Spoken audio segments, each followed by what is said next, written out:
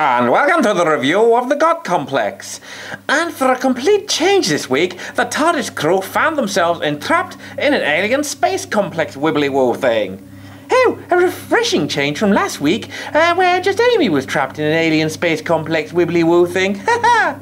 Oh yeah, that's quite right. Totally, utterly different.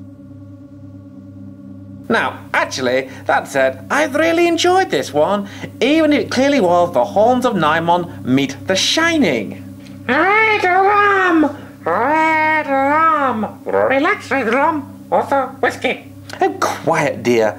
But, you're picking holes, Dr. WHeasel. I know you really enjoyed it. Oh, yeah, you know, Amy Duck-Pond, when you're the right, you're the right. It was a nice little mystery, there was a great supporting cast, totally across the board, and it was also pretty much arc-free. Bit of a relief this season for that. I thought this week, though, the focus wasn't so much on Amy, but all the same, Karen's performance really shone. Everything from the dilation of her eyes, I think that's an autonomic reflex, not acting, Duck-Pond. Ah yes, well, through to her choking back the tears and being a brave soldier once more when the doctor left her. Oh yes, I agree, although to be honest, since Matt Smith continues his ascent towards favourite doctor status with another stunning performance, he's the man to beat each week, and this week he was once again unbeatable. You know, if I had to pick one great Doctor moment this week, it would have to be Room 11. Oh yes, it didn't go, though, quite the way I expected it to, though. Oh, what lies behind this door? It must be my greatest fear. Oh no! Here's Randy! Oh, chilling.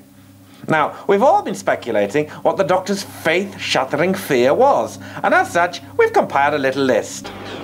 At number 5, it's River Song, pointing and laughing at his time tackle. Oh no! In at 4, it's the Cybermen, adopting the fez as casual evening wear. At number 3, it's the TARDIS, starting to date another sexy Time Lord. Then, just missing out on the top spot at number 2, it's Michael Grade becoming the showrunner for the whole series. But in with a smash at number 1, it just has to be Adric rejoining the program. Ah! Oh, well that would shatter anyone's faith in humanity. Yeah, so no wonder the cloister bell was ringing to warn us all. Now, the special guest comedian of the week was David Walliams, and you know what? He shocked me. He was actually rather good. Unlike Ken Dodd in Delta and the Bannermen, eh? Oh, don't remind me. I liked his little makeup, the little mole face he had, the idea of an invasion-friendly people, and he just underplayed it very, very nicely. Can we have him back again? I'd really like to see that character, or even the whole planet. Now, our Doctor, I'm not sure why the episode was called the God Complex. Oh, that's easy. It was because, God, it was complex to work out why something in deep space with the whole of the universe to choose from seemed to abduct pretty much from humanity more or less exclusively. Aside from the odd Santaran, Catwoman thing and a Rhino Lord thrown in. Rory thinks you mean Jadoon. Relax the Jadoon. They sound like a balloon and look like a buffoon. Ha ha!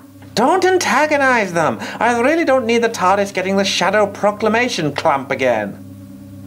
I will mention, though, how well a very cheap-as-chips hotel set and a few simple camera effects really lifted the whole story into the right level of creepy. Pity about the Minotaur in the maze, though. He was a bit crappy-looking up close.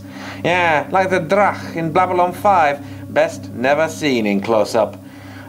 Still, they did give us a chance to emphasize with him, so he was a poor old monster, not just a bad guy.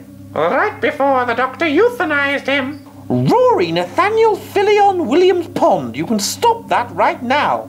Rory, sorry. Rory just so happy to have a house, a car, a sexy Amy with her legs out, and no longer in the dangerous blue Rory repeatedly killing machine. He does have a point there, Dr. WHeasel. The sudden dumping of Rory and Amy had the feel of the fourth Doctor leaving Sarah Jane behind when he was summoned to Gallifrey. Yes, and that does raise an interesting point. If the Doctor feels it's too risky to take his companions on, how can he ever have another companion again? Oh yes, because we all know how well it worked last time he went off on his own. No, it's okay though, he's off to see Craig again, as clearly fat blokes who live in flats are okay as collateral damage risk. Sexy redheads and their lovable heroic husbands though, they need protecting. Oh, can't say I have a problem with that. Okay, Pond, we must remember to do the zero room of cool. What goes into it this week? What's the coolest part of this episode? Was it the Minotaur? No, certainly not. It was the hotel carpet. What a nice bit of carpet that is. I think I'm going to put that into the swimming pool. As in, throwing it away.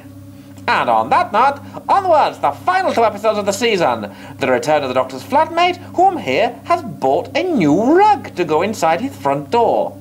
Oh really? Is it a Persian carpet? Hessian throne?